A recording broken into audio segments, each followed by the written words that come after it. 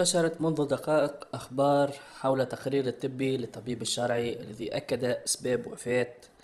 الفنان الليبي كيمو في تونس بعد سقوطه من الطابق الرابع في أحد العمارات في تونس العاصمة،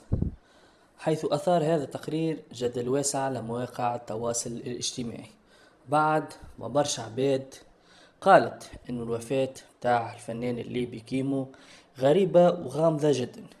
خاطر صحابه كانوا معاه في العمارة هذه وما ساعدوهوش وما حلوش الباب، ويقولوا علاش كريم نقز من البيت باش ينجم يدخل للعمارة. أكد الطبيب الشرعي إنه ما ثماش حتى إصابات أو كدمات في جسد الفنان كيمو، وإنه ما ثماش حاجة تثبت إنه تم دفعه أو ثم مناوشة قبل الوفاة، وإنه سبب الوفاة كان مجرد نزيف بسبب السقوط العالي.